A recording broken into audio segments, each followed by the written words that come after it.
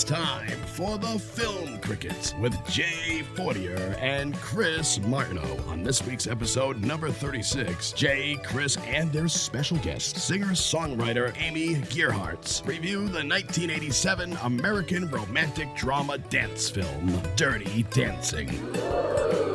Does it stand the test of time? Let's find out. Your Film Crickets are on now. All right. Welcome, everybody. Good afternoon, good evening, good night, wherever you are in this great wide world of ours. Welcome to the Film Crickets. I am co-host Chris Martineau, joined by my lifelong friend, Jay Fortier. Excellent, fantastic. And as you heard from the intro by the illustrious Steve, we have our guest today is Amy Gearhartz. Say hello, Amy. Hello, everyone. Good to have you aboard. Thank you so much for coming by. So I just want to say before we go further, Amy is a singer-songwriter, as you heard from Steve. She also has a podcast, The Entertainer Mindset. Mm-hmm. Want to tell us something about your podcast before we go further, Amy? Sure, absolutely. I've been, just a quick, super condensed recap. I have been in the entertainment industry for over 20 years. I've been self-employed as a singer-songwriter for over 14 years. And then about a year or so ago, I started a coaching business and became a mindset coach, an NLP practitioner, and a hypnosis practitioner. And that started this idea of like, wow, what's the number one thing that I think most entertainers struggle with? And it's getting your head into the right space for being in the entertainment industry. So I wanted to start a podcast that really honed in and talked about how entertainers can get themselves into a better state, to get themselves in a place where they're not shaming themselves and doubting themselves and picking themselves apart, because quite frankly, we got enough of that happening in the world anyway. So yeah, so I started the podcast just recently, and so far things have been rolling. I have my coaching business, have my music business, have my online course that just launched this week as well too. So all the things. Wow. But I'm so excited to be here today because when I discovered what you guys were doing, I was like, this sounds like the best time ever. Please sign me up. Awesome. I'm all for it. Excellent. And I would like to go further. As part of I went to your website and I checked it out real quick right before the show. And if you guys should look. It's a gorgeous looking website. It looks fantastic. Thank you. I want to know what part of the coaching process or the mindset process involves donuts, because you have the most delicious looking box of gourmet donuts on the front page. Yeah. And I am all in. You don't need that. You can hypnotize me with donuts. Just that's how I get people into my hypnosis lessons. I base our sessions. I just hold donuts and I said, you are getting very sleepy, very hungry. The donuts were fun. Actually, it's funny that you talk about that. I just launched a whole separate website as well that doesn't have donuts on it. Because part of I think the interesting thing about being in entertainment is figuring out your branding and like who you are, what you stand for, and how to tell my entire audience that I went from being, a full-time musician to now being a mindset coach. In addition, sometimes people think it's like one or the other. Then, so for my music website, which is now also a combination of music and coaching. And then I have the Entertainer Mindset website for the podcast and my online courses and things like that. I just decided, I was like, you know what? Life is supposed to be enjoyed. It's supposed to be fun. It's supposed to be easy. And what is more fun than eating a whole bunch of massive donuts in a photograph? And I also talk a ton about self-love and self-care. And sometimes, like, I tell people, you just got to eat the donut. Sometimes if you want to eat the freaking donut, eat the donut and don't shame yourself. Yep. Don't beat yourself up. It's like the sky is not falling. The world is not ending because you had an amazing donut. But I got those actually from this great place in Nashville called Five Daughters Bakery, so I highly recommend anybody, if you're traveling through Nashville, go to Five Daughters. They've got wonderful donuts. Wow. Amy, I appreciate that, because I will say that one of my mindset things I had to go through personally was you're no good to anybody if you're not happy with yourself. So, I mean, that's the whole point. Like, and that's a horrible Band-Aid to rip sometimes. Yeah. But you do have to rip it, because you're useless to everybody if you're not happy with yourself. Yeah. So, and you're useless to yourself too if you're not happy with yourself. Yeah. So it's totally. That's true. So all right. So sorry about that. That's okay. So I just wanted to talk about that website because it looked really good. Thank you. Let's talk about our podcast though. For those that's just joining us, we are the Film Crickets, and our goal here is to look at movies from 1980 to 1999, and our job is to either watch them for the first time, watch them again. Maybe it's one of your favorites. Who knows? But we want to watch it again and decide, does this movie hold up? If you, after it being either famous or not famous from when it was first released to now. So we want to make that judgment. And at the end of our podcast, we go through final judgment, where we lay down and basically say that our opinion is now law. And no, I'm kidding. Everything we say is true. No. Yeah. Right. It's true, right? It's Jay and I go back and forth on this. Like, the problem with other people's podcasts is that their opinions are suddenly manifest as the truth. Yeah. And it's not. It's just supposed to be a fun discussion. And I want to thank you for giving us today's movie, which is Dirty Dancing. Yes. So we're going to talk about Dirty Dancing. Jay, I'm going to do the rundown, and then I'll Sure. start with the opening question. Are Sure. you okay with that? Yeah, and All then, right. then I have something. So here I have something to say after that, just to lead in to you. You'll see what I'm saying. Go. All right. So the film is Dirty Dancing, released in 1987. The synopsis in a sentence, according to IMDb, is spending the summer at a Catskills resort with her family. Frances Baby Houseman falls in love with the camp's dance instructor, Johnny Castle. And in terms of completely stripping down the entire movie into one sentence, IMDb sums it up.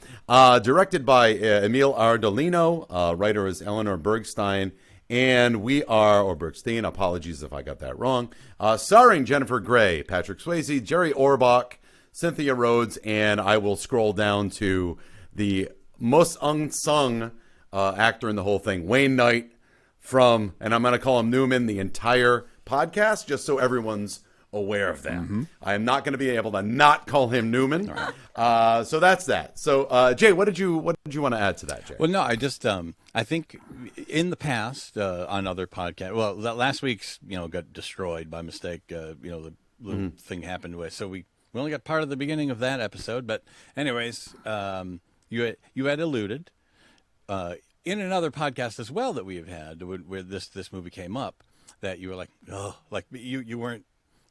In the back of your head, this movie was not a good film, even though you hadn't really seen the whole thing. So, correct. So, right. I want to throw that out there. Now, yep. What I was going to say to you is that sometimes in this world, you see things you don't want to see. Wow. And let me tell you, it's one of those moments in that movie where you just go, oh, like every time I get that, like, I love the movie. I want to say that right from the jump. Yeah. But every time he says that, I'm like, oh. Was it? Yeah, isn't like, he kind of just a kind of a creepy character? Like when you think about it, he's a little too close. Like when you watch the movie. Yep. And it's like, yep. So we're talking about Jack Weston's grandson Neil, which I can't think of Jack Weston's name, but in the movie. But either way, Neil, I think he's proving right there zero experience with girls. Zero. Absolutely Zero. Absolutely. Because like he's saying, none. Saying, like that one line, it's like, she's going into the Peace Corps next year, man. I think she knows there's some bad stuff out there. She probably knows the world more than you know the world, buddy. Just because you got 2 hotels, like. Oh, that's so awful. Oh, it was. It's so funny. I watched that earlier today because I watched the whole movie again, and when you just said that, that is exactly what stood out to me. I was like, this guy's a jerk. What? So, Chris, you were about not only a. Yeah, let me. I'm gonna. That's a theme I want to talk about in a minute. But let's think about how they think they know so much. These Kellermans, they think they know so much about everything. But let's think about what their world is. Their world is, and I'm gonna expand on this later. But geographically, they don't know anything. Because think about it, their hotel is in the middle of the Catskills. They are basically geographically bound off from all of civilization by mountains in their resort. They think they know their worldview is that basin inside of a set of mountains. And that's all they need to know. And that's his life experience, is whatever happens at my hotel. They don't know anything beyond those mountains, which is really sad, right? Whereas Baby wants to get as far away from those mountains as Yeah. possible by joining the Peace Corps, right? So it's really interesting the isolation that these people have put themselves in, and the people that think they know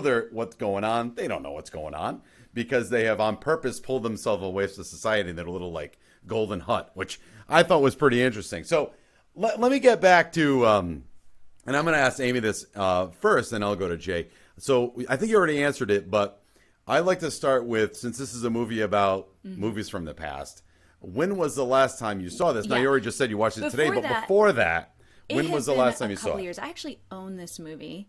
I bought it probably at Walmart in the $5 bin or something like that years ago. Sure.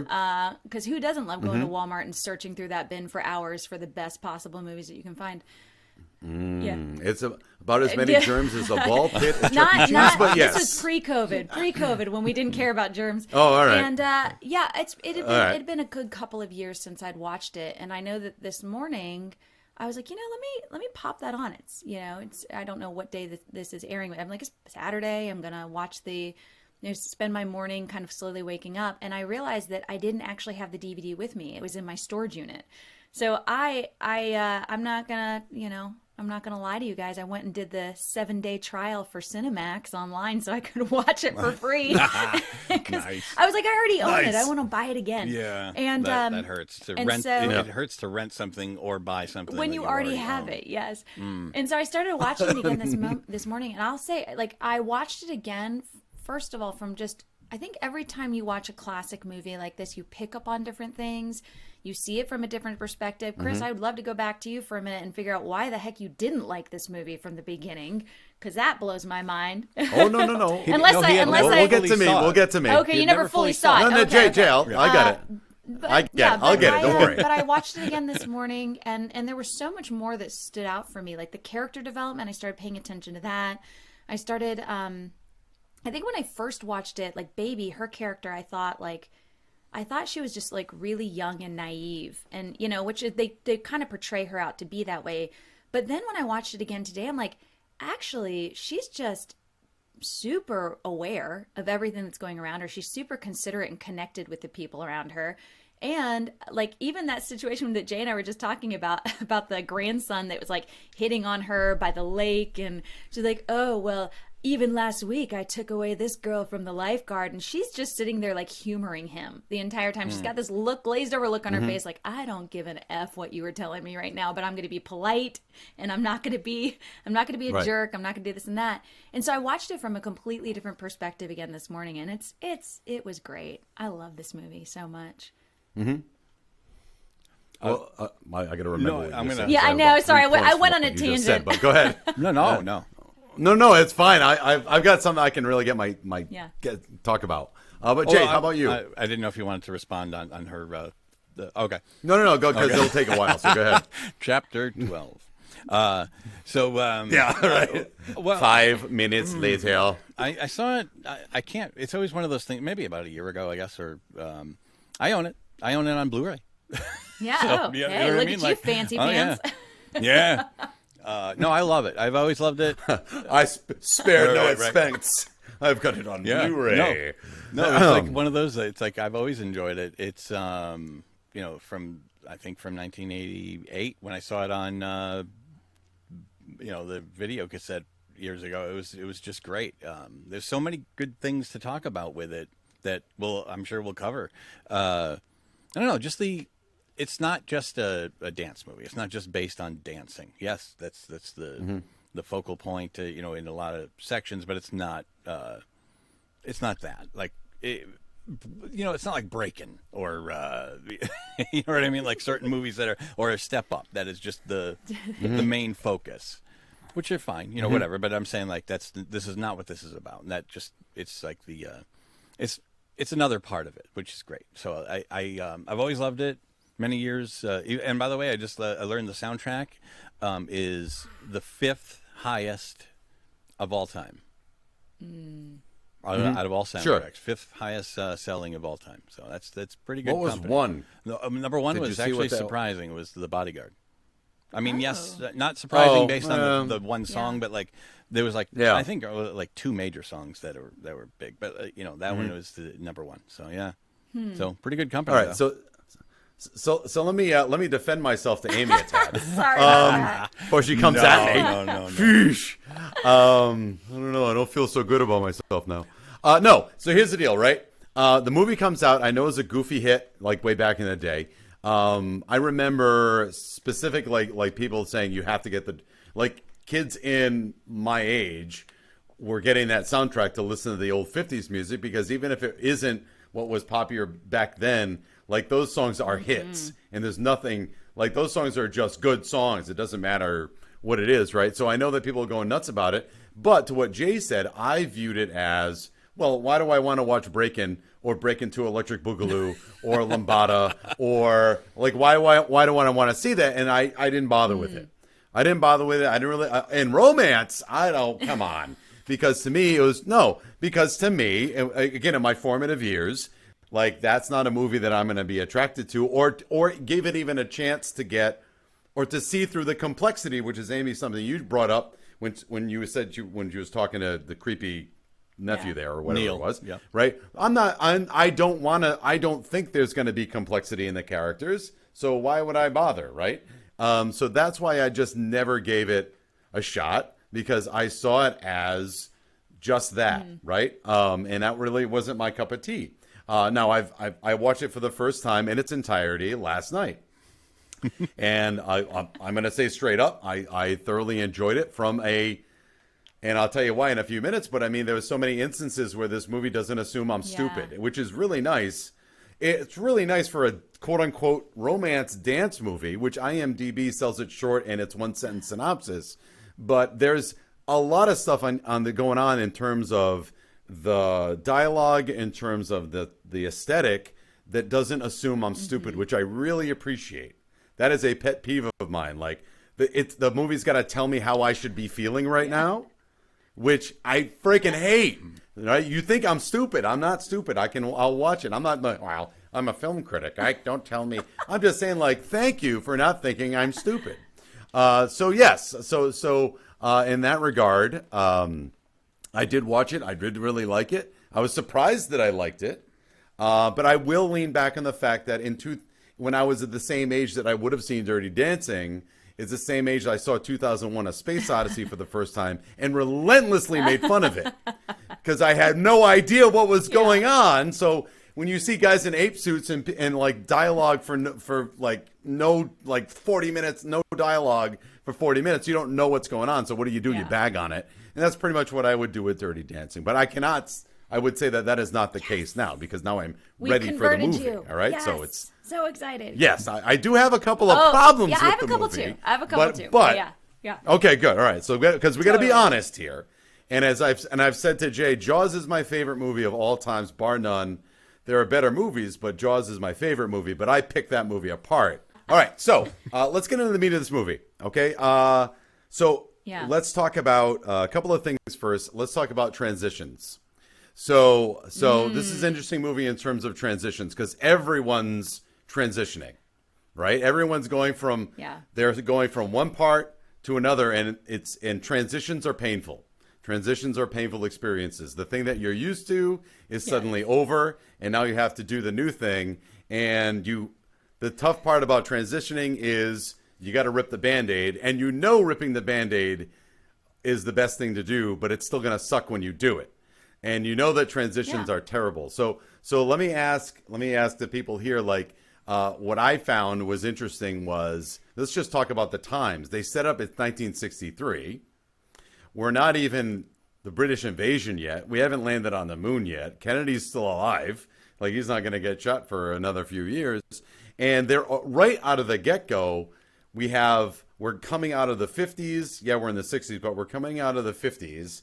And we are heading into the 60s, and our main character wants to go into the Peace Corps and is graduating high school, right? Is going to Mount Holyoke, I believe they said, right? And wants to get out from... she's a complex character. She wants to transition, so they set up in the car that she wants to do all these things, but then they show her hugging her dad. That is not an indicator of someone who wants to transition, right? Like, she's so brave to go do stuff, but she still wants to hang on to her dad.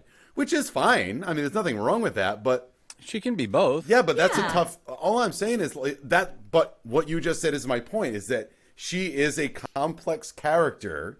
If you look at what she says and does, she's just not. It's not Right. just a dance movie. She's a very complicated character, and it comes up a lot. And they don't have to spell that out for us. That hey, she's complicated. Like that alone is Yeah. complicated, right? Otherwise, she'd just be a hippie from the get-go. She's already, no, that's what I'm saying. Like, she would just be ready to go, Dad, screw this. This vacation is stupid. Why do we come here all the time?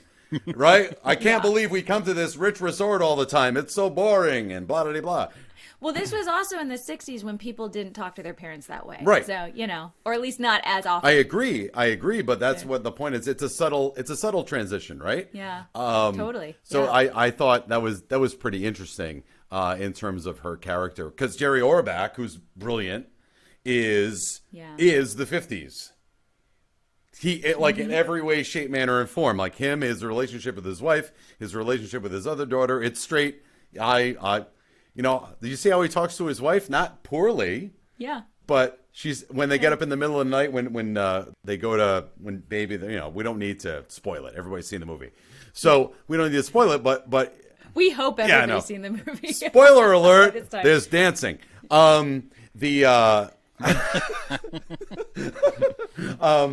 But even like he goes in somewhere in the middle of the night and baby's upset because he had to go help her friend that had the illegal. There's an abortion subtext, by the way. Hello, Yeah. in a dancing movie, right? Oh, this is crazy pants. So, but he says to his wife, she says, "It's middle of the night. He just gets back into bed. Is everything okay? Everything's fine. Go back to sleep, and that's it. Like Yeah. no questions. No, Don't talk No, about it. Sweep right. it under Right. the rug. and Everything's she's fine. like, okay, Yeah. that's fine. So it's just interesting that's the dynamic, right? And that's what we're trying to that we're coming out of. So I don't know. What do you guys? How do you feel about that?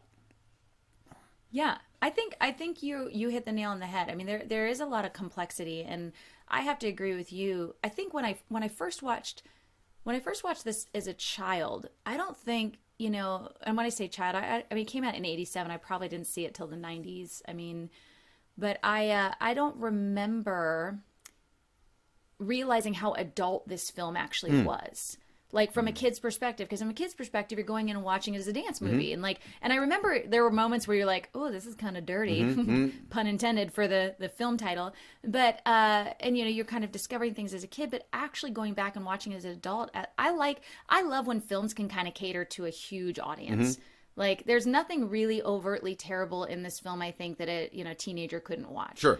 Right. Maybe, I don't know about super young kids. I'm not a mom. I don't know if you'd want to have your super young kids watching some of the dancing. But then again, with our today's environment, there's a lot of other things that are out there that they can see that are worse than Dirty Dancing.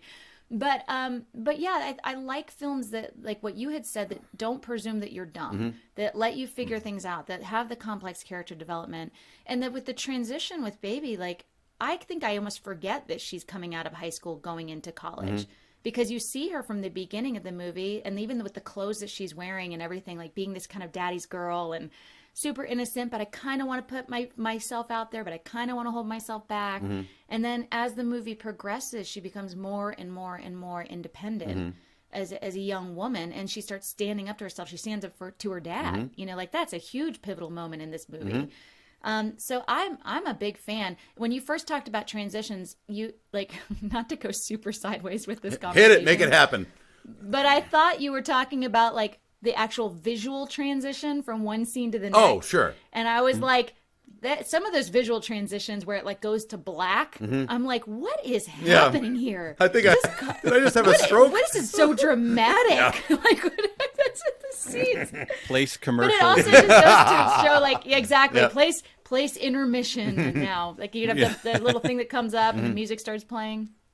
But yeah, all in all, character development transitions and the way that they flowed this movie, like, to me, it's just so well done. It's really well put together. The more I watch the movie, the more things I notice, the more I'm like, there's not really a moment in the movie where I'm bored. So I think it's really, Jay, I'll pass it over to you to let you answer.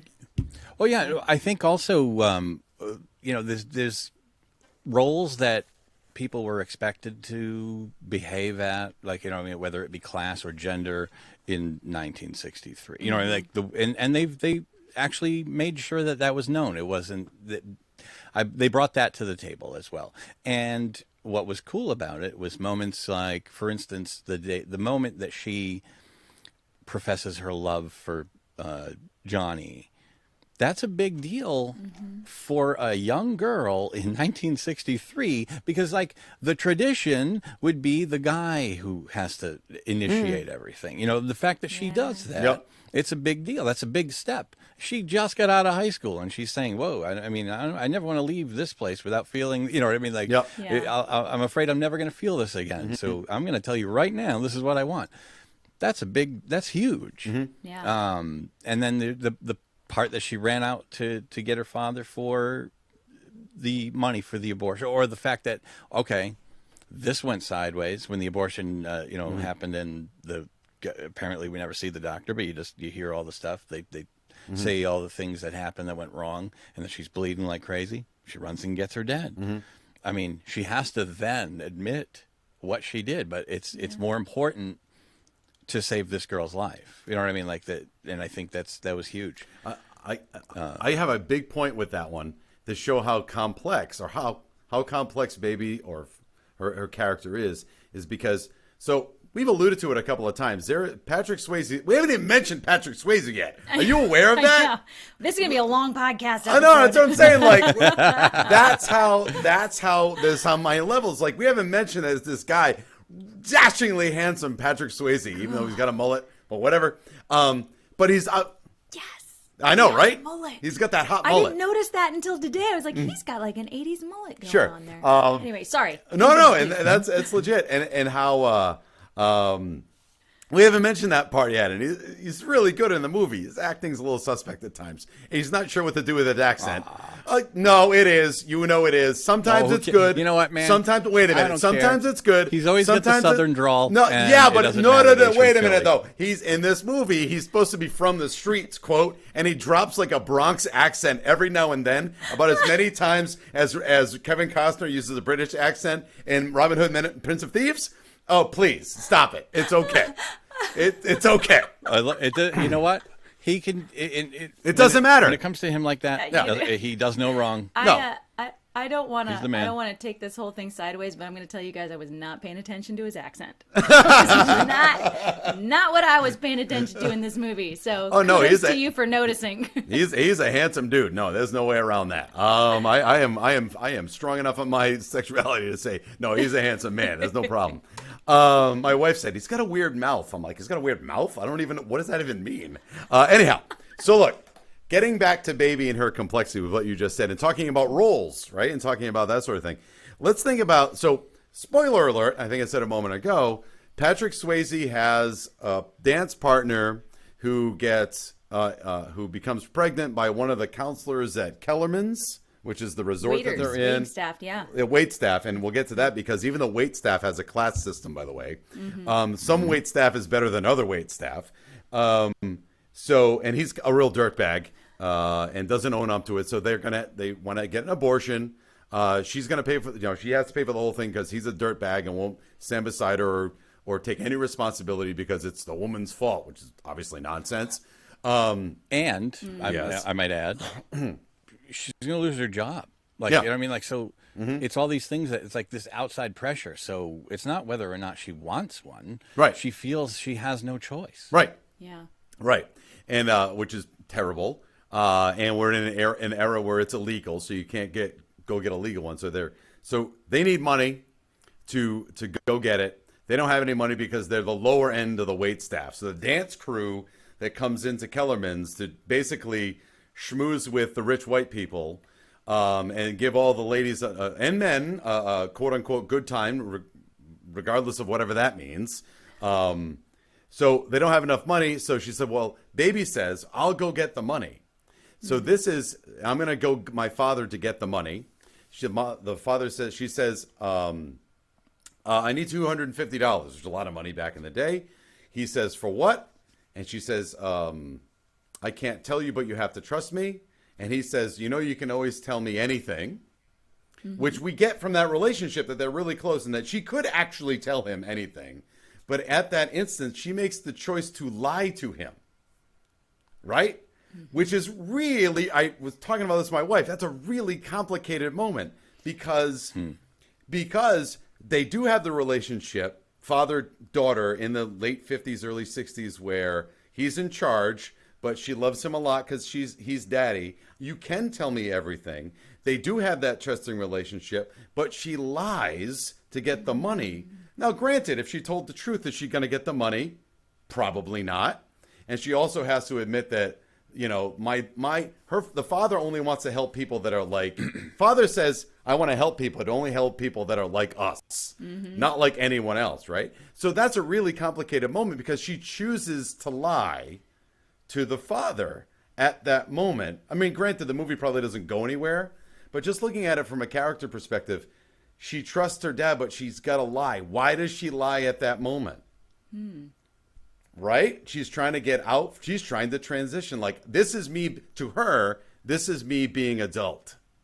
Because I'm going to go help my friends that are in a sticky situation. Her friends are like, you're not, Penny, who says to her, like, kid, you know, you're not an adult. Basically, you want to help me, but what do you think you're going to do? Go back What do to you your like? playpen. That's Yeah. go back to exactly right when she's like, no, all you have to do is ask for help, and Penny's like, that's not how this works, and she doesn't believe him. So there's so much going on with the character at that moment. Jennifer Grey, baby, is making choices that are not out in the open. Right? She's the buffer. She's making these choices to try to transition to kind of. She thinks she's ripping the Band-Aid off to be an adult, but she's really not. She thinks she is, but she's not. And it's really, I thought that was just a great 2 lines, basically 2 lines. Is this illegal? No, it's not. Lie. And then that sets up the complexity of the character. I don't know. Maybe I'm reading too much into it. No, actually, it's so funny that you bring that up because a few minutes ago when you said she lied, I was like, no, she didn't. She said she just couldn't tell him. And then I realized I was like, oh yeah, Amy, go back to the time period of the fact that abortions were illegal at that time. And she, you know, that was, so when you said that, I don't think that ever occurred to me that, oh yeah, she actually did lie to her dad.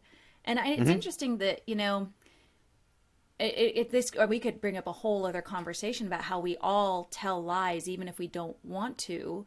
And sometimes they're like, do you think that maybe there was a part of her that knew if she had actually told her dad the truth, even if she loved him and trusted him and thought that he was on this super high pedestal, as we usually do with our parents when we're really young, that she intrinsically knew that he only wanted to help people that were like him? And would he have actually showed up to help? Like, so you see her kind of now, like looking back, of course she had to assess the situation. And I love her heart. I love where her heart was at. I was like, I'm going to totally, you know, do something that I know is going to hurt somebody I love and care about. But the greater good is to help this other person that needs my help a little bit more than my dad might need my help right now. It's really, really interesting to look back on that now. Right. And I so love it's a how neat dynamic. Yep. The two of them are, like I said, she's like the buffer, meaning like she's between both worlds. She is her dad's world, and she's in the Johnny Castle world, where, you know what I mean? She's among them and not feeling different, not feeling above them.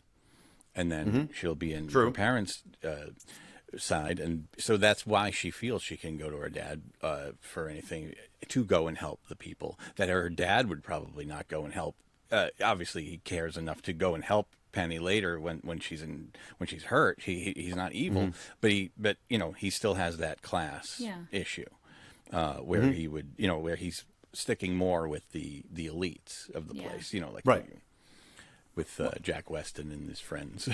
And that's really interesting you just brought that up, because I know we talked about this just briefly earlier, but I think one of the most brilliant things this movie does, when you go back and watch it over and over and over again and realize it's not just a feel-good movie, but it really points out stereotypes, like throughout the entire movie. And I love that they made the guy who was the jerk the person that you would think would be this well-educated, well-off person that would never do any harm and would, he's smart, so he must be a kind human being. And then of course, the people that we judge and we think that, they come from this, lower income and they're the help, quote unquote, that so therefore they must be screw ups. And I thought it was just really cool when you go back and look at everything, how it just calls people out on all of the stereotypes that we create in our lives. Right. And Sure. he Absolutely. would have he's already rich and rich-ish, you know what I mean? Like, and he's about to get a big envelope full of money at the end from Jerry Orbach, you know what I mean? Yeah. So like, it's like, cause that's who needs it. Yeah, exactly. Because Yeah, that's sure. who needs your money Absolutely, right now. yeah. The guy that, the guy that comes from the wealthy family paying that's for getting a into the mail. healthy college. Yeah. It's like the construction subcontractor that wins Powerball. It's like, gee, thanks a lot. Hammy, you're hitting on this idea. That's why Titanic was so big. I think the heart of the Titanic is the scene in steerage, right? When Rose goes down the steerage and parties with Jack. And you realize that these people are having way more fun than the people upstairs because the people down here have way more soul than the people upstairs, right? And so you have an actual physical, almost like Dante's Inferno, right? These levels of class that start up here and physically end down here somewhere. And what we come to find out why we like Baby so much is that she's never at any point, just like Rose is in Titanic, she's never at any point not willing to go to steerage. Like, she's okay with going to steerage because even though she's dressed up and even though she's from this kind of gilded cage, she understands sort of at least a little bit that this isn't really reality. This isn't how people actually are. Like, people are actually like the people in steerage. Like, she doesn't turn up her, like Jay had alluded to. She doesn't turn up her nose when she goes to the cabin where all the dirty dancing is happening. Right. Where they're just drinking beers and it's, oh, by the way, the lighting is red. I know. Red. You know what I mean? It goes from dark and outside lighting to red. Well, so it's sexy just from the Sexy lighting, lighting, right?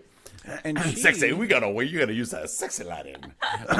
she can tell, you could tell how uncomfortable she is when they're at the gazebo or inside the main hall, and she sees those two cookie cutter kids that are dancing together. Oh. It's really awful. Like, when the two children that are like dressed up and they're like turning each other and then like nodding like at the wrong. Oh, it's like and she's like, oh God, like I can't. I don't want to be any part of this. You know what I mean? Like so.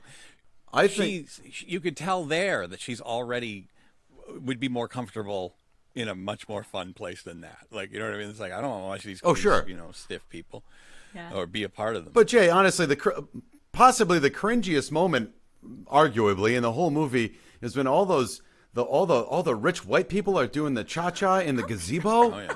Oh God, it's terrible to watch. Like, you just don't want, you want to avert your eyes as to forget about all the high drama scenes. Like, that to me is the cringiest moment. And all these white people and going through their little itinerary of what they're going to do today and what they're going to do tomorrow, what the fun things are, like shuffleboard and bingo and, oh God, it's like, this is, By the way, I couldn't take it. Like, the narrator, he's not really a narrator, but you hear him throughout. Cousin Brucey, he's the one that's on the radio. He's like, "Hey, cousins, what's going on?" He's the one when they're listening to the radio. He's actually the magician. That says, "This will only hurt for a minute." So it's kind of cool that they worked him in. And by the way, I also discovered that, and I'm glad that, I'm not glad this happened, but like I am in a way as far as the turn of events. They cast someone else as the mom. And she got sick, so and the lady who played the mom was already playing like a minor role, and they moved her up to the mom, and she was just brilliant as the mother. So it's like one of those sorry you got sick type of thing. I mean, I don't want to say I'm glad it happened, but it was an 87. Like it's fine. They're over it now. Or they're not. That's fine. Or they might not be with the success of this movie. Yeah. But like what I'm saying is, so you can see that online somewhere, like YouTube or whatever. Look for the deleted scene, and it's like, whoa, they acted the whole thing out with for a little while with this woman. So it's like better choice once they got the so it was one of those happy accidents. Can I go down another path just to kind of give a broad question? Sure. How do you guys feel about traditions, like family tradition, or we do this every year, like tradition? Tell me what your take is. I'll tell you what my take is on tradition, because certainly this movie. Are you referring to them going to that place? Because they've never No, I been. just want to talk about. I'm not even going there. Okay, I'm not even going there. Randomly talk about that was their tradition? first time going. How do you feel about right. tradition? We always do this. So I have mixed feelings about tradition. So I grew up in a military family. We traveled all the time. We were in different places. We didn't have a lot of we did the same thing every year because we always lived somewhere else. We always, so there were certain things that we did do. Like we would always celebrate birthdays a certain way, or we would, we watched certain movies and things that we connected to on that level. I'm honestly a big fan of traditions. I think that they are memories. I think they're things that people come back to. I wish that I had a couple more of solid big things like family events and things that you could do. But I think traditions, I think they're incredible to have, but I think they should also be moldable as you progress in age, because you're going to be bringing in a whole new generation of people when you do traditions in your family. If that's what we're aiming toward talking about here with family, you can do whatever you want. Things like that. Answer the question as posed. But yeah, I mean, I don't think there's anything harmless with traditions, except for when you have traditions that you're kind of like, oh God, I don't want to do this. Okay. When it has a thing like grandma's gonna make that pudding again this year and it's terrible. But then again, it gives you also something to tell a story about and laugh about. So maybe is it as terrible as we make it out to be? Oh, there are worse things. So. All right, Jay. There are worse things than grandma's I pudding. would hope. Yeah. Well, my grandmother maybe made not. great I don't pudding, know. by the way. I just want to clarify that. My grandmother had awesome. She was awesome. If I can quote a movie, it's got raisins in it. Yeah. You like raisins. All right. Jay, how do you feel? Because there's certainly some traditions in this movie. So I'm just wondering how you feel about generally in traditions. Yeah, I'm gonna side with Amy there. I think some can be great. I mean, when I was growing up, I mean, we had different things for Christmas Eve or whatever. And let's just say this: it seemed like for a long time, where everybody you'd open gifts and then, or I'm sorry, you'd eat, then we'd have to wait for the adults to do dishes. Yeah. Now I'm 6 years old. You know how long that sure. takes for a 6-year-old? You know what I mean? Type of thing. After a while, I was like, could we not do that right after dinner? Could we maybe open some? I mean, we're itching, so stuff like that. I think if those traditions happen every year and then you realize things aren't, they're not quite working the way we always thought they did. Morph, sure. Change over into something else. It's fine, because you got to evolve. Right. So I'm kind of in the same boat, right? I just want to see because I always say traditions are things that dead people tell you should be doing. So, but that's a very sardonic way to look at it. I understand that's not really my heart, but it's just a funny way to look at it. This dead person from 50 years ago is telling me how I should be spending my day right now. But yes, I'm with you. Up to the point, if you at any point find yourself saying, why do we have to do this like this again? Then it's time to change. Don't keep doing it. Mm-hmm. It's time to change. And what we find in this movie, and I'll go back to transitions again, not film transitions, but transitions from one era to the next. This movie is rife with transition, right? We're going from the 50s to the 60s. They have the tradition of and I know, Jay, and I wasn't aware, honestly, that this was their first summer there, but I thought he knew the Kellerman guy really well. He was his doctor. But he never, they hadn't been going there year after year? He's like, after all these years, I finally got you up to I forgot. Okay, sorry. Jay and I have watched this a lot. I have not. We know this movie. And that's fine. So, but regardless of that, you get this idea that in this world that they live in this little mountain cut off world is that they're guided by tradition, right? We have Wayne Knight seemingly saying the same jokes year after year, the same corny jokes. We have them, here's how you're going to have fun. Here's your schedule of fun for today. Now, again, I've never been on a cruise. I imagine they do the same thing on a cruise. Like, they need to have activities scheduled out, but that would drive me crazy. Don't tell me when I'm going to have fun and what I'm going to do. That would drive me kind of nuts. All right? Not now. No. It's no fun now. Gotta wait till 12. Like, that's not my bag. Right? But they realize it's got to get old after a while, right? For the people that keep going there, like the card player who can't satisfy his wife and he comes there every week, and you know who I'm talking about, right? Like, he just goes there because I'm going to go play cards now, and then my wife's going to go do whatever and I don't care. It seems like that's his thing. Well, it's time to stop doing that because your wife doesn't want you to. That's why she's messing around, because you don't pay her any attention because you keep doing the same thing over and over again. But when we get to the end of the movie, we even have Kellerman himself who's saying, you know what? Like, and they're singing that really old-timey song. The terrible song. How many resorts have a pledge? I mean, honestly, I don't remember. Guys, how does the song go?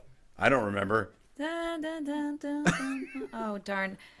something with hands. I don't know. Yeah, hands and like hearts and voices. hands and and it's just voices, it's things. I've I might even be making half that up. I don't. Yeah. Doesn't matter. Yeah. I've been to several like 4-H camp like closing ceremonies, and it's kind of the same thing, right? And it's just really corny. And Kellerman's just in the back going, like, people just aren't into this anymore. Like, what are we going to do when they don't want to do this anymore? And when finally, and we're at the end scene, not that we need to finish now, but like, we're at the end scene, and it's finally like, you know, just stop it. Like, let's usher in the new era, right? We're ushering the new era of let's have the British invasion. Let's have people actually have some fun rather than do the same thing that we do all the time with that terrible last talent show thing that was awful. I don't know. I thought Baby's sister did a great She job. did, and very, very eloquent on stage. She knew exactly how to block herself. She was brilliant. But you know what? I'm of the mindset. I think that actress can probably sing. Probably. I think Oh, she's she probably faking. can. yeah. Yeah, because there's moments where I'm hearing something that it's like, I'm hearing a good voice in there for a second, and I think she's forcing the bad out of tune stuff, which is cringeworthy. It's really rough, especially during rehearsal when she's doing that Hawaiian thing. Oh God. But we have a lot of that. So at that moment, all of these things are ready to go from chapter 1 to chapter 2, right? Jerry Orbach realizes that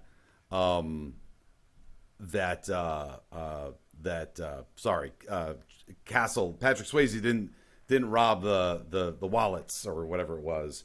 I know it wasn't you. You know, he's willing. Oh no, he also that he didn't get Penny pregnant. Yeah, right. Oh, that was it. Yeah. I'm sorry about that. Yeah. I just couldn't remember. I knew it was something. So he's willing to turn the page, right? His wife is more than willing to have the father turn the page. Like, she's all excited that he's finally like moving out of his little thing. The entire resort community is willing to move on. We have Baby willing to move on. Patrick Swayze suddenly, and we haven't talked about Patrick Swayze yet. God, how do we not talk about Patrick Swayze? Like, he's a really complicated character in that he feels bruised because anybody he trusts eventually hurts him. But now, and nobody ever stands up for the guy from the quote unquote streets, even though he's very pretty. Because he is. I mean, he's not very street. I mean, come on. He's very well manicured for somebody from the street. Thank you very much. Right. So he's willing to transition beyond like, I'm ready. I'm ready to trust people because I know people will help each other. Like, he's of that mindset of every man for himself kind of thing. And it's just that ending scene, surprisingly, and this is, I guess, my long-winded point, surprisingly culminates. Sorry.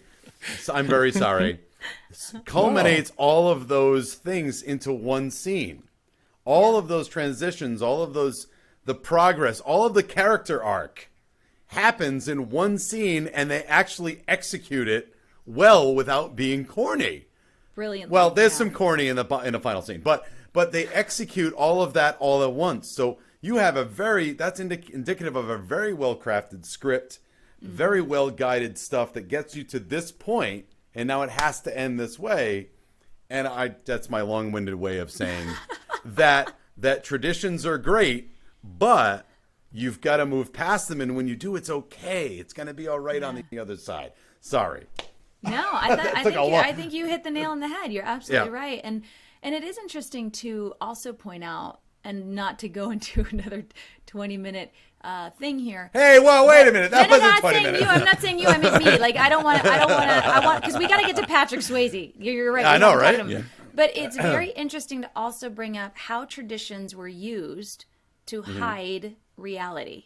Yes. And to hide what was really going on, and how people, it's almost interesting to me too, like there's a great thing about traditions because they're wonderful for memories and they're wonderful for all this stuff, but also the downside of those traditions is that people use them as a scapegoat to not deal with the fact, like the woman who didn't want to deal with the fact that the husband and they had a terrible relationship, or the husband didn't want to deal with it, or maybe we're going to go here and pretend that life is okay and we get to have fun now, and that we get to not deal with all of the I almost swore on your episode.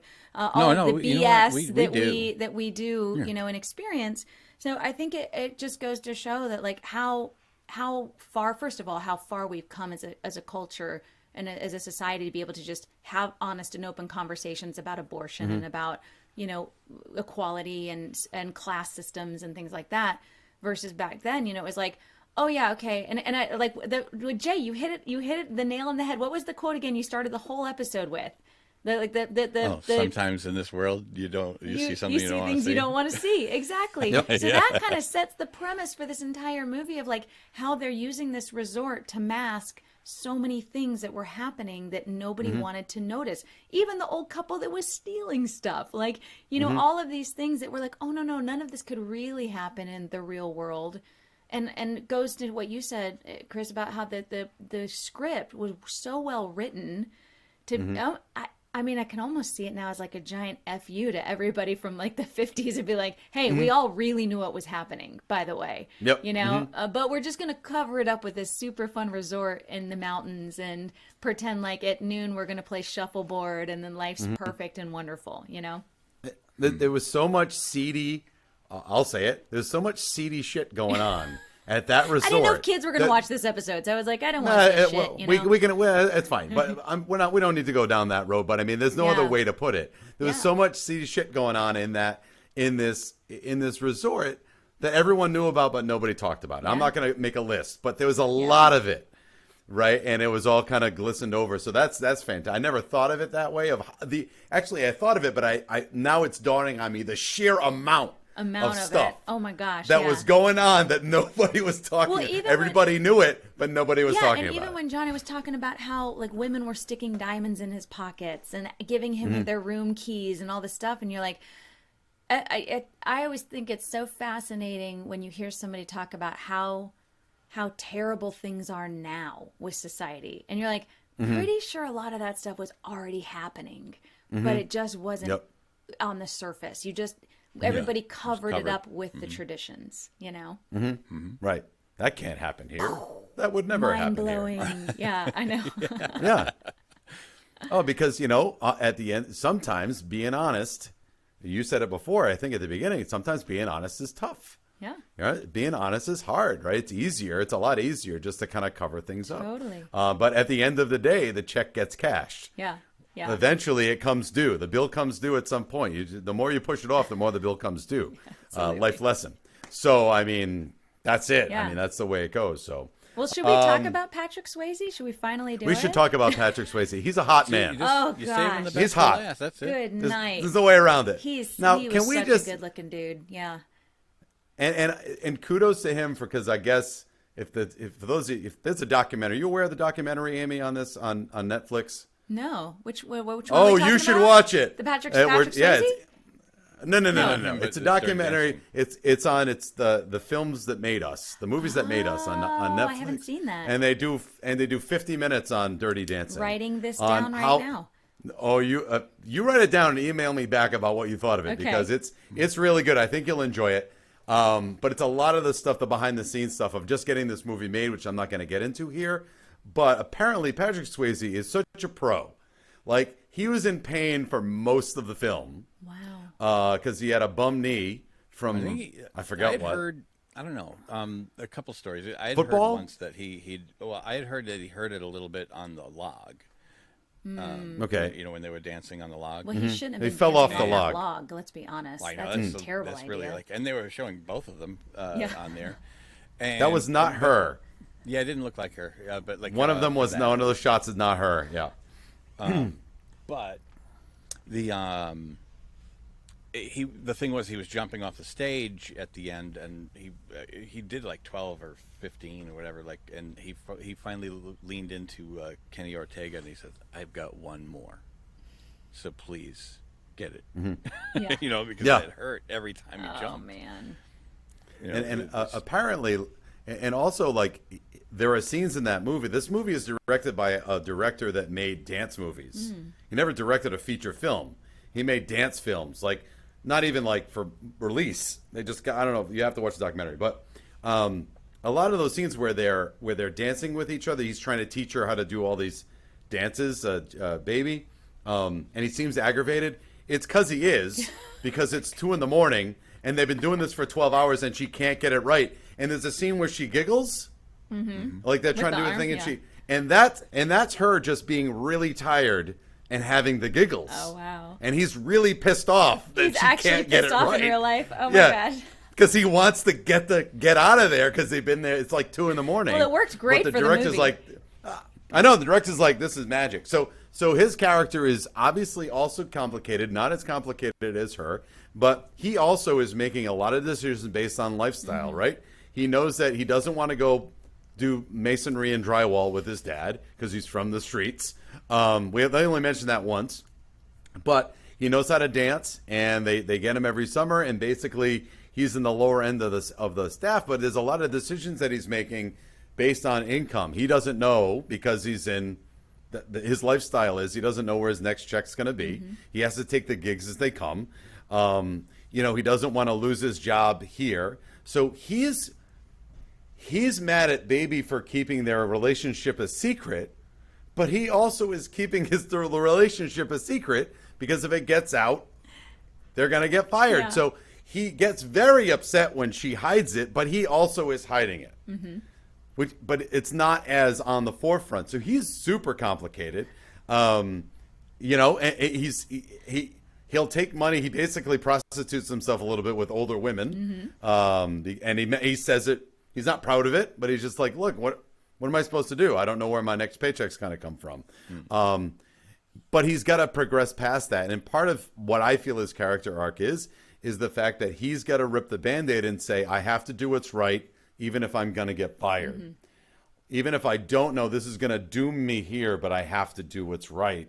And so he has a character arc. I don't feel it's as big as Baby's, but it's there. So I don't know. He was just fantastic. His acting's a little suspect at times. I'm just being honest. I think the really interesting character suspect. arc there is, you know, when you see him at the beginning of the movie, he just seems like a party guy, right? They make him out to be this guy who's kind of selfish, honestly. Lives in his Sure. own little bubble of the world is against me and I got to do what I have to do to survive. And then he meets Baby, and then all of a sudden it's this, oh, wait a minute, like I can develop a conscience and I can trust in other people and I can, and realize that if I stand up for other people, maybe things will actually work out for me. So it might not be quite as a complex transition from character from like as Baby from the beginning, but it's still I still think it's a pretty darn good transition. Once again, not really paying attention to his acting chops in the movie, but I thought that it was a really I mean, look, Patrick Swayze, no matter what role he's had as an actor, has had such a commanding presence about him. And Sure. so there's something Yep. that's very captivating about that. So even if his accent is off, even if something's there, he commands the camera. He commands your attention. And I think that's what Sure. makes him so great at what he, with all of these characters that he's played. I mean, Roadhouse, come on. Roadhouse was like, can we just, like, for a quick second talk about how Roadhouse was actually not an amazing movie? It's amazing action sequences, but, like, the dialogue, Sure. everything, you're like, okay, that's kind of really cheesy and things like that. But the Yeah. presence, the commanding presence of, and the, Sure. when, let's talk about Roadhouse another day. Going back to Dirty Dancing. So I think there's something about who he is that just made that character, because I don't know if anybody else could have made that character as incredible as Patrick Swayze did. Charisma. Let's not forget that we've done Point Have you? Break on Oh. this very podcast. Oh yes. Oh, it's Point terrible. Break, It's that was terrible. a bad No, movie. It's But It you is still want to terrible. watch it because it's Patrick Swayze. It's so much fun. no. I will say he's good in it. But when you have the acting titans of Keanu Reeves and Patrick Swayze both have the range of a Daisy air rifle in terms of acting, but you still want to watch. You still want to watch. 100% pure adrenaline. Hey, guy, I'm not famous. What do I can't? What am I going to complain? I'm just some schmuck in my basement. What am I going to say? But yeah, I'm with you. He is command. There's no doubt about it. There's no doubt about I it. don't think you can teach charisma. He's got it. You can't teach No, that. you're right. No, No, he's got that Yeah. thing. I guess He that's draws what you Hollywood in. would call it. He draws you He's in. got. And damn, he's Such like a good- just. He could have just been a dancer. He's he's so so good. good, yeah. No, I'm serious. Like he's so good. It's like stupid good. How good of a dancer he is in terms of flexibility, in terms of just knowing all that. Again, I don't study dance, but Well, man, and he had like such it's a crazy. perfectly coiffed mullet for the entire thing. That little, He it was did. kind of He like a did. faux mullet, though, right? Wasn't it kind of like it was fuller on the sides, but it still had like a rat tail in the back, like a point. Anyway, You No know, but rat not tail, necessarily but rat boy, tail, it's but some it product. came down and pointed at the bottom. Oh, So, sure. you know, yeah. Oh, there was some There's product. a A lot lot of of product on product. his hair. A lot of product. he hated saying the Yep. famous line, nobody puts baby in a corner. And, by the way, I learned is a very misquoted line. A lot of people say nobody puts baby in Oh. the corner. And Oh, get your article straight. Yeah. It's a Get your corner. article straight, guys. Wow. Yeah. I've probably been saying it wrong for a long time then. No, Well, no. I would say- no way. Yeah, no, I was just saying, did you want to maybe Yeah. get to Final Judgment? I think we got Yeah. covered a lot of the Okay. Yeah. stuff. So actually, I'm gonna play that right here. It's time now for Final Judgment. Are you ready to rubber stamp this bitch? Here's the Final Judgment. There's nothing to worry about. All right, so now we've come to the point in our podcast where we decide whether or not this holds up to the test of time. Who would like to go first? I would not like to go first. I would not like to go first. Okay, Amy? I Hit will it. go first. I think absolutely this movie stands up to the test of time, and if not, if the rest of the movie, if the screen stuff was terrible, if the acting was terrible, if the dancing was terrible, which none of Right. it was, based off of the freaking soundtrack. I mean, you open this movie and you already are excited just by the music that you're hearing and the experience that it's taking you on the journey. But the fact that everything else was so well put together, the characters were well put together, the more you watch it, the more you notice.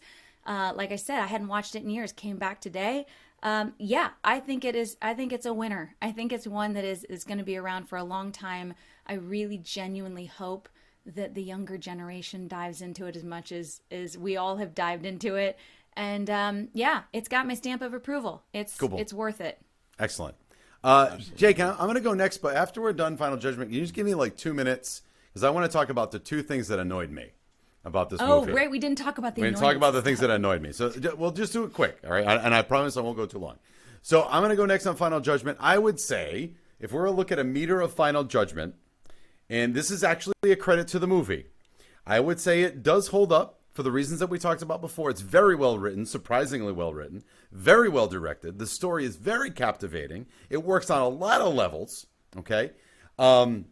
It's triumphant. You get a very triumphant feeling at the end of it when they finally do the lift, right? It's corny, but it's great, okay? So I'm going to say it does, but I'm going to lean not all the way. The needle's not going to go all the way to yes. It's going to go a little bit before it, and here's why.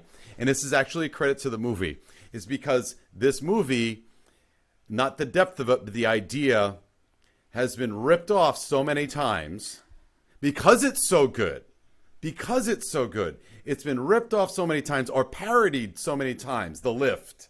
And I've had the time of my life and all that stuff. Because it's been parodied, and basically every Hallmark movie has a seed of this in it. And Hallmark movies, I'm sorry, are terrible. Oh, they're They make wonderfully those, terrible. Oh, Wonderfully terrible. They make them in like a week for no money. I get it. They're like horror movies from the 80s. They just bang them out and you watch it, right? So whatever. I feel as though it doesn't hold up all the way because it's been diluted because of all the other ripoffs, right? If somebody watched it that never saw it now, right? Never seen it and watched it now and had seen other romantic films now that rip it off, they would look at it and go, meh. You get what I'm saying? That's my vibe. I'm not saying that's the truth. Sure. I'm saying that's the energy I get out of it. I feel as though for just a casual watcher who isn't looking at the complexity, they're going to go, meh, it's like the others. And that kind of upsets me a little bit because it's been, I feel as though because it was so good, it gets diluted over time. That's my take. Okay. I'm not saying it's true. That's the feeling I get. Jay and I are like, okay, all right. You're weird, but okay. So that's it. So I'm saying yes. It's a solid yes. It's just not all the way because of that. Jason. But I think well, on that note, I think if someone saw it for the first time, That note. yeah. Sorry. I think if somebody saw it for the first time, Yep. I think they'd understand, sort of like when you see Tom Cruise dance to old time rock and roll in Risky Business. Sure. In its context, it's so much better. Like the song does not bother me when I hear it in that setting. It bothers me at every wedding or Sure. every other venue because it's been played so often. But when you see it in that context, it's not as upsetting. Like it's like Okay. it's not because it seems to hit it right where it was supposed to be because that was its origin. I think people would see it maybe in that same manner, like, oh, okay, this is the lift thing. You know, this Sure. is where it really is. Where it came from, yeah. So I don't think everybody's going to feel as bad. I didn't say everybody. No, I just, Yeah. I know. I just meant more like I think the majority would understand Sure. if they're watching it, feeling it. They'd feel a lot better about it. I'm always of the mindset that a period piece is going to hold up very well just because if it's done well, it's painted in it's not going to feel dated because you already know it's not set in 1987, it's set in 1963. So you know what I mean, and you really buy it that they're really in 1960. You know, the cars are all that way. Their outfits, everything looks good. It looks just like it should. So I think that holds up nicely in that sense. I'm always gonna say that. The story itself, though, I mean, it's redemption. It's it's all these things that are coming out, and it makes you feel good. I mean, yeah, there's gonna be people that are gonna be like, meh, because they're gonna be too macho to like this. Or Sure. whatever, you know what I mean? Like toxic masculinity. Yeah. Let's go back to Titanic for half a second. I think there's revisionist history when people watch that movie. They go, "Oh, that movie sucked," but they were like clapping in the theater, crying when it was over. You know what I mean? I think it's just over time that they kind of have trouble sort of admitting it. Or it's like, I'm just going to go with I didn't like it. But it's like, I think you probably had a tear in your eye back in the day. So sure. Of course, in my opinion, it holds up, and I think I'm not alone because there's many, many, many people that agree that I think in the 2000s it was still selling millions on DVDs and stuff like that. Wow. So it's going to keep. Oh no, it's good. All right, so let me wrap this up. I'm going to do a couple things that annoyed me. And Jay, you brought it up a moment ago about being a period piece, and now I'm going to transition over to there's that word again. I must be in transition. I'm going to transition over to Amy because you're in the industry. So here's the deal. If you're going to go with a 50s soundtrack, why are we jamming in these obviously not 50s songs? Now wait a minute. So whoa, don't give me a finger yet, Jay. Hold on. No. So there's two. But I think it's go ahead. Yep. So wait a minute. I'm okay with She's Like the Wind. Yeah. It's a good song, all right? But you could have. That's a good song, and it's okay in the context of the scene. But the penultimate scene with I've Had the Time of My Life, he comes in with a 45 vinyl because it's 1963, drops the needle down, and we get bang. Goes on forever. And you can't even say that it's background music because he starts singing it to her at the end. So this is allegedly, no, it's a perfect song. The lyrics are perfect. The energy is perfect for that last scene. I'm sure you could have found something more period, but Amy, am I wrong? No, or am I on you're not target? wrong. But you know what's this is what makes 80s movies so incredible. Because they took so much liberty. The hairstyles. The hairstyles. They took so much liberty. And I'm glad you brought that up with the music because it was something that, it doesn't necessarily bother me as an artist, but if you are going to do a true period piece, and so you have to actually raise that question, like, is this actually a true period piece? Or is it just one of those that we kind of give some period to, but then we also give a little flexibility because it's the 80s and we got to sell records and we got to, top the charts. I mean, think about it. If they'd never had that song in the movie, we wouldn't have had this amazing hit that everybody knows. Sure. But to that point, though, I also would love to point out the costumes, the attire, because majority of the movie, everybody is dressed, period, right? Until we get to the dance scenes, until we get to the rehearsals, and you see Baby wearing like a shirt that's all tied up and like nipples showing, and then she's wearing like you're sitting there and she's literally in like leotards. It's so 80s. It is so 100% 80s. I'm watching this and I'm thinking, did women in the 50s even own bodysuits? Like, were they even invented that? I don't know. I mean, I haven't gone back and actually checked, but you see some back and forth through costumes and like through the actual clothing that they're wearing that just kind of is like, oh yeah, I thought I was watching a movie about the 50s, but oops, this is an 80s movie. Here we are. I forgot. Whoopsie daisies. Yep. Like, No, again, I'm not poo-pooing it. So this isn't one of those, it's just a movie or I just get over it. I understand that, but you can't, the song is perfect. And the wardrobe's perfect for what it is, but it's like, wait a minute now. You dropped the vinyl, and it went. Sorry, go ahead, Jay. Anything that was not of that era still didn't blend. I thought it blended fine compared to. It's not like they kicked into Judas Priest. Yeah. I mean, like, you know what I mean? We got a song about Baby. And right. No, but like, you know what I'm saying? It wasn't that big of a contrast. Yeah. Sure. The stuff that they, I get. Like when she's going, when the sister thinks she's going to go have sex with Robbie, and that song, yes, you're gonna make, that's obviously modern, but like it still sort of fit. It wasn't that big of a. I mean, listen, you could do 100% '60s music, but I bet you La Bamba didn't sell as well as this one. Mm-hmm. Oh no, it didn't. But you know what I mean? So, like, anyway, I think it worked. Yeah. It's still that was, like I said, once again, the brilliance of being in the 80s. The fact they were able to make it work, and I wonder so much. Here's another interesting question not to just contemplate: is like, did it work? Does it work for us now in hindsight? Versus, I mean, clearly it worked really well in the moment and in that period. But how many other movies maybe tried to do the same thing and it didn't really work out as well?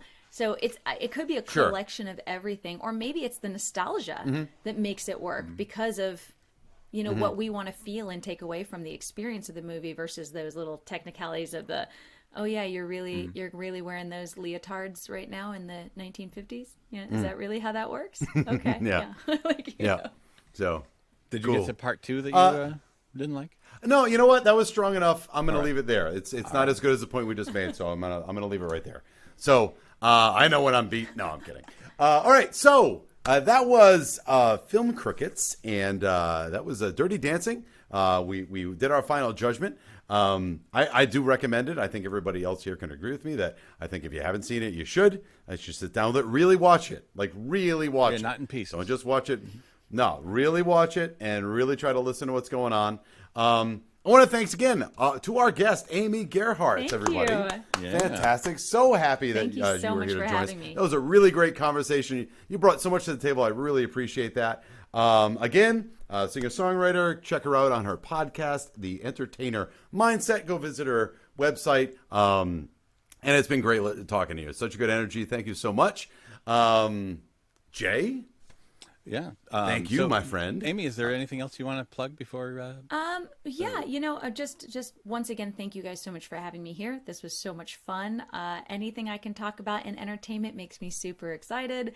And yeah, I just would say if anybody wants to check out my podcast, The Entertainer Mindset, that's great. If you're interested in any coaching or anything else, you can always go to theentertainermindset.com. You can check out my music. I mean, I'm easily approachable. I don't know if you kind of picked up on this. I know I sound super standoffish in this whole podcast that we just did, but It was tough getting any words out of you, honestly. I mean, but you feel free just to reach out to me anytime. I love connecting with people. I like getting to have shared experiences just like this. So yeah, Awesome. excellent. It was great having Thank you very Thank much. you. And in case anybody was wondering, my wife bought me these this week for our anniversary. But I it was was going to pretty say you awesome, should know, start like- wearing that every episode. It looks awesome. Yeah. Yeah, Yep. I love it. It's commitment. Little Get advertising. that sweet Film Crick merch. Yeah. Sweet Film Crick merch. Yeah. No, really, I so- appreciate so that, guys, and, this was a blast. So thank you so much for joining us. Go ahead. Yep, and everybody out there, if you want to email us, filmcrickets8099@gmail.com. Follow us on Twitter, like and subscribe, and rate and review. Oh, what's all this? Oh, yeah, do still we the have background exit while music? while we talk Oh, about it. fantastic. So yeah, just email us with any questions. If you want to be on the show, let us know. And again, like and subscribe, rate and review, spread it out there, retweet, resend, do whatever, get the word out. Film Crickets. If you're listening on podcast, I do want to mention that we have basically we are on YouTube now. Like, I mean, yes, people That's right. who are listening or who are watching it obviously already can figure that out. But Yep. those who are listening mostly, we are doing YouTube videos now, which is great. So this is so much fun. So and Smash that like button. Smash that like button. rate and review on Apple, please. That'll help. So All right. take care and All right. have a good one. Thank you very much. Crickets, chirping about movies.